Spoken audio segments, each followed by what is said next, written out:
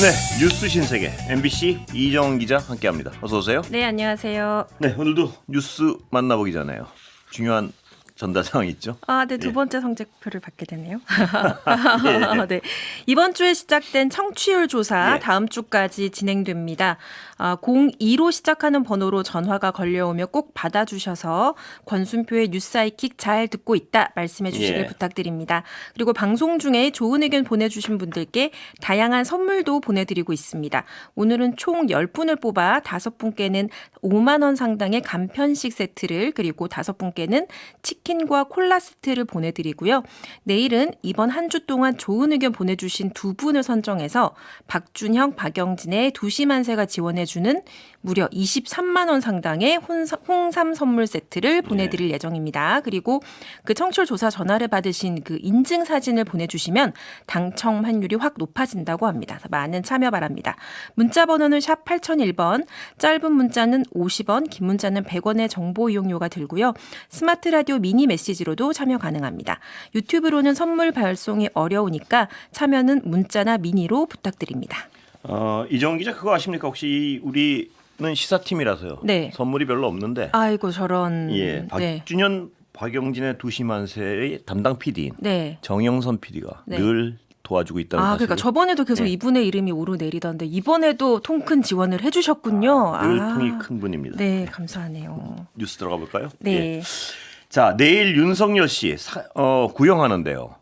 관심이 많습니다. 뭘 구형할지. 그렇습니다.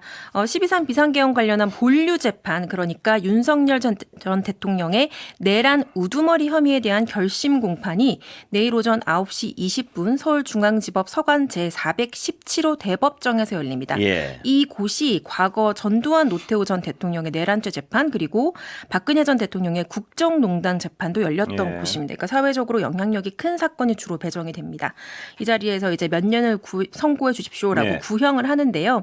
내란 우두머리죄의 법정형은 사형 무기징역, 무기금고뿐입니다. 그래서 오늘 오후 3시에 조은석 특별검사를 포함해 특검보 그리고 수사에 참여했던 부장급 이상 검사들이 모두 모여서 회의를 열어 구형 수위를 최종 결정을 했다고 합니다. 예. 그러니까 아무래도 이제 이 혐의 자체가 헌정 질서를 침해한 중대 범죄이니까 이런 점을 고려해서 구형 수위를 결정하지 않았을까 싶고요.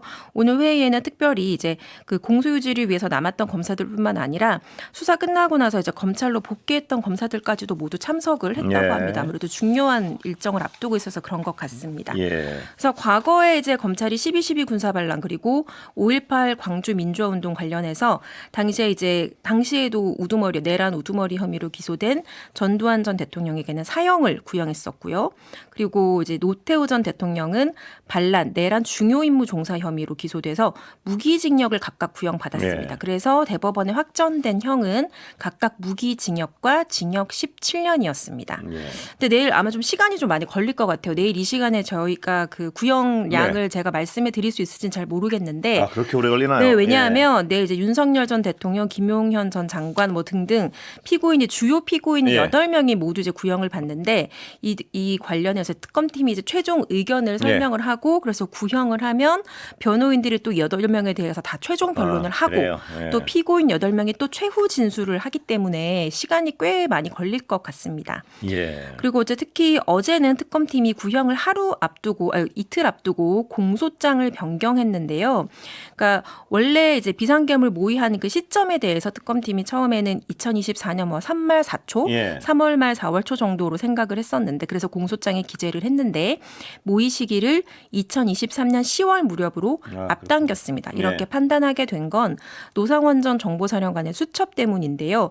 여기에 있는 내용을 보면 2023년 10월에 실제로 이루어진 군 인사 내용이 수첩 메모와 일치했다고 합니다. 그러니까 예. 특검팀이 보기에는 계엄을 준비하기 위해 군 인사를 미리 이렇게 했다라고 판단을 하고 그럼 적어도 2023년 10월에는 이미 이거를 모의했다라고 판단을 하는 거죠.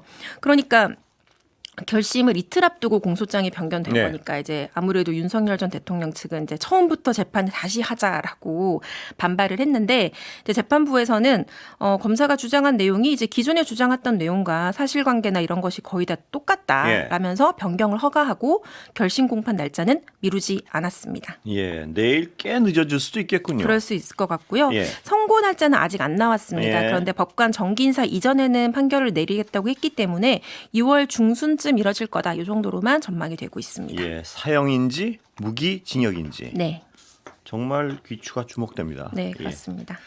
자, 장동혁 야당 대표의 어떤 쇄신안 네. 여러 가지 반응이 있는데 썩 어떤 어느 쪽에서도 좋은 소리 못 듣는 것 같습니다. 그런 지금. 것 예. 같습니다. 어제 이제 기자간담회를 열고 오늘은 몇 가지 이제 후속 조치를 단행을 했습니다. 예. 그래서 인선 발표를 했는데요. 김도읍 의원이 사퇴를 하면서 공석이 됐던 정책위 의장 자리에 삼선의 정점식 의원을 예. 지명했습니다. 근데 정 의원은 검사 출신이고 예. 원래 친윤계로 분류됐던 인사이고 그리고 작년 1월에 체포영장 집행에 반대하면서 한남동 관저 앞에 갔던 인물 중에 예. 하나입니다. 예. 그리고 또 비어있던 지명직 최고위원 요 한 자리가 원래는 유튜버 전한길 씨가 되는 거 아니냐 뭐 이런 이야기를 예. 했었잖아요. 이렇게 예. 계속 비어 있었는데 그렇죠. 예. 조광한 전 남양주 시장을 지명했습니다. 예. 근데 이 조 전 시장은 더불어민주당 출신으로 시장을 했습니다. 그런데 시장일 때 당시 경기도지사였던 이재명 대통령과 계곡 정비 문제를 두고 좀 마찰을 빚었다고 합니다. 그래요? 예. 네, 그리고 또 2020년에는 총선 당시에 당내 경선에 개입한 혐의로 공직선거법 위반한 혐의로 집행유예를 확정받기도 예. 했습니다. 그러고 나서 탈당을 하고 2023년 9월에 국민의힘에 입당한 인사입니다. 참으로 논란이 많은 분이군요. 그렇습니다. 예. 그래서 이제 이 민주당에서 국힘으로 왔다. 이것도 예. 좀 논란이 되는 데다가 작년 2월에는 탄핵 반대 당협위원장 모임 이런 데 나가서 2시간짜리 비상계엄이 내란이냐. 예. 그리고 뭐 피 한 방울 총소리 한 번 나지 않는 비상계엄을 내란이라고 탄핵을 하면 전 세계적인 웃음거리가 될 것이다. 라면서 그러니까 사실상 비상계엄을 강하게 엄호를 했던 사람입니다. 예. 그래서 어제 장동혁 대표가 비상계엄은 잘못된 수단이라고 말을 했잖아요. 근데 그렇게 말한 지 하루 만에 계엄 옹호 인사를 최고위원으로 지명을 한 겁니다. 예. 네. 과연 그 쇄신안이 진정성이 있는지 네. 이런 인사. 그러니까 말 따로 행동 따로라는 그렇습니다. 비판을 피할 수 없을 것 같습니다. 그리고 예. 인사가 사실 인사는 메시지잖아요. 예. 어떻게 당을 운영하겠다라는 메시지를 담아서 단행하는 게 인사인데 이 인사를 자기가 지명했다는 것은 여러 해석을 맞습니다. 나올 수 있고요. 그리고 당 대표 정무실장이라는 자리가 예. 신설이 됐는데 여기에는 비례대표 김장겸 의원이 그래요? 임명됐습니다. 예. 그래서 당 대표 비서실장과 함께 정무적인 조언을 앞으로 하게 될 것이라고 합니다. 예, 정말 누굴 지명해도 지금 논란이 많은 상황에서 가장 논란이 많은 인물들을 지명했군요. 네, 예. 쇄신 의지를 좀 의심할 수밖에 없는 인물들을 지명을 했고요. 예. 그리고 또 논란을 빚었던 그 윤리위원회는 오늘 정식으로 출범을 했습니다. 예. 그래서 오늘 이제 최고위원회에서 윤민우 윤리위원장과 또 신임 윤리위원 2명에 대한 임명안을 의결했고요. 예. 윤 위원장은 이제 자신의 입장을 내면서 법적인 책임뿐 아니라 윤리적 책임 그리고 거기서부터 파생되는 정치적 책임에 대해서도 판단할 것이다라고 임명의 변을 밝혔습니다. 아, 근데 이분도 말입니다. 네. 법적 윤리적 책임을 판단할 만한 어떤 그런 위치에 그런 삶을 살아오셨는지 좀 약간 여러 논란이 있지 않습니까? 그렇습니다. 예. 그래서 과거 언론사에 뭐 김건희 씨를 옹호하는 듯한 글을 기고하기도 예. 했었고요. 그리고 이 사람이 이제 연구했던 걸 보면 온라인 댓글 조작 뭐 이런 예. 연구를 했더라고요. 그러니까 뭐 잘 모르는 사람이 봐도 예. 한동훈 전 대표 그 당원 게시판 아, 논란에 딱 그렇군요. 맞춘 어떤 핀셋 인사 같은 느낌이 예. 좀 듭니다. 그리고 이제 윤리위가 정비가 돼서 예. 이르면 내일 첫 회의를 연다고 하는데요. 그래서 김종혁 전 최고위원이나 한동훈 전 대표의 당원 게시판 사건 관련해서 뭐 논의가 될 수도 있습니다. 근데 내일 뭐 그렇군요. 바로 결과가 나온다라고 속단하기는 좀 힘들지만 이제 일단 논의를 시작했다고 보면 될 것 같습니다. 예, 아까 잠깐 언급했지만요. 쇄신안에 대해서는 여러 가지 어떤 반응이 나오는데 뭐 여러 쪽에서 하여튼 좀 비판을 받는 것 같습니다. 네, 일단은 이제 지도부에서는 이제 잘했다라고 예. 이제 홍보를 하고 있습니다. 예. 그런데 이 말도 조금 궁색하다고 할까요? 예. 그래서 신동욱 최고위원은 오늘 라디오에 출연해서 장 대표가 한 포괄적인 사과 속에 예. 윤석열 전 대통령과의 절연 의미가 다 들어있다라고 생각한다. 예. 그러니까 굉장히 적극적으로 해석을 한 겁니다. 예. 그래서 이제 일각에서는 사과를 한다면서 그리고 절연을 한다면서 이제 사실 그 발표 발표문에는 윤석열이라는 이름이라든지 예. 절연이라는 뭐 단어라든지 그런 게 안 들어갔잖아요. 예. 그러니까 그래서 결국은 뭐 윤어게인 세력을 이제 좀 눈치를 보면서 의식을 한 것 아니냐 예. 이런 지적들이 계속 나오고 있습니다. 그래서 이런 거를 이제 물었더니 또 신최고위원이 절연을 그런 프레임 속으로 끌고 들어가면 국민의힘을 쪼그라뜨려서 극우 정당으로 몰아 해체하려는 더불어민주당의 주장과 궤를 같이 하는 것이다. 그러니까 네. 당내에서 나오는 그런 비판에 대해서는 또 비판적으로 답을 했고요. 네. 그리고 또 유튜브 고성국 씨의 입당 원서를 직접 받아준 김재원 최고위원의 경우에는 윤 전 대통령은 지난 대선 때 이미 탈당을 했기 때문에 절연이 됐다라고 표현을 했습니다. 근데 절연을 하는 주체가 국민의 힘이 돼야 되잖아요. 예. 그러니까 절연이 된 상태를 지금 원하는 게 아니고 그렇습니다. 네. 예. 그렇게 말을 했습니다. 그러다 보니까 뭐 보수 농객인 뭐 조갑재 씨나 아니면 예. 친한계 물론 또 뭐 당내 소장파까지도 계속 부정적인 평가를 내놓고 있습니다. 그래서 조갑재닷컴 조갑재 대표는 오늘 라디오에 나와서 당시 이제 국민의힘 의원 18명이 계엄 해제 표결에 참여를 했기 때문에 지금 아직까지 해산 안 되고 남아 있는 거다라고 네. 하면서 지금 이게 뭐 사과를 여기 뭐 국민들한테만 할 게 아니라 한동훈 전 대표한테도 사과를 해야 되는 거 아니냐. 아, 예. 그리고 아주 중요한 내용이 빠졌다고 지적을 했는데요. 부정선거 음모론이 퍼진 거는 일종의 정신질환이다. 그래서 네. 앞으로 부정선거 음모론을 주장했던 사람은 당직이나 공천에서 배제해야 한다고 선을 그었어야 했는데 그 내용이 빠졌다라고 지적을 했습니다. 예. 뭐 한동훈 전 대표도 뭐 윤어게인과 절연이 없는 계엄 극복은 허상이다 이렇게 또 비판을 했고요. 그런데요, 한동훈 전 대표는 오늘 또 약간 다른 의미의 무슨 뭐 이 윤어게인 세력과 같이 못 간다는 얘기는 아니다. 뭐 이런 얘기도 했다고 그러더라고요. 근데 이분도 뭐 약간 왔다 갔다 하는 것 같기도 하고요. 글쎄요. 예. 왜냐하면 국민의힘을 지금 본인이 이 당을 예. 나가겠다는 입장은 아니잖아요. 예. 네, 그렇다 보니까 또 그래서 어떤 이렇게 명확하게 밝혔다가 또 약간 혼란스러운 메시지 같아서요. 네, 그렇습니다. 이것도 이분도 뭐 이 사람도 지켜봐야 될 것 같고요. 예. 그리고 또 어제 좀 재밌었던 게 이제 어제 배신감을 감추지 못했던 유튜브 전한길 씨. 전한길 씨. 예. 오늘은 이제 예. 어제 밤에 자기 방송을 하면서 조건부 지지 의사를 밝혔습니다. 그러니까 조건부 예. 무슨 조건이냐면 이제 부정선거 의혹과 관련해서 계속 목소리를 내고 그러니까 예. 그 부정선거 의혹을 계속 제기해달라는 거죠. 예. 그리고 윤 전 대통령에 대한 지지 입장을 명확히 밝히고 예. 그리고 친한동훈계 인사를 정리하면서 한동훈 전 대표를 제명하면은 지지를 이어가겠다. 예. 그리고 어제 발표에 대해서는 내용도 적절치 못하고 타이밍도 안 좋다. 그런데 우리가 장동혁을 버리면 보수 우파는 괴멸을 하니까 예. 조건부로는 일단 지지를 하겠다. 이렇게 밝혔습니다. 어렵겠습니다 보니까 여러 가지가. 네, 그렇습니다. 자, 탄핵 대통령 예우 회복법 이건 뭡니까? 네, 이 와중에 박근혜 전 대통령 변호인 출신인 유영하 국민의힘 의원이 전직 대통령 예우에 관한 법률 그리고 국립묘지 관련 법률 개정안을 발의했습니다. 그러니까 골자는 탄핵으로 중간에 면직된 대통령도 그 탄핵된 지 5년이 지났거나 아니면 뭐 사면이 됐거나 하면은 예우를 다시 해주자는 겁니다. 그래서 원래 전직 대통령은 연금도 받고 뭐 교통비, 통신비, 뭐 진료비 등등 이런 다양한 예우를 저희가 세금을 들여서 해주고 있습니다. 그런데 이게 뭐 탄핵 결정으로 퇴임을 하면 이 예우를 안 받게 지금 법이 돼 있거든요. 근데 이거를 다시 살려주자는 취지입니다. 네, 그래서 국민묘지 안장도 가능하도록 해주자는 취지고요.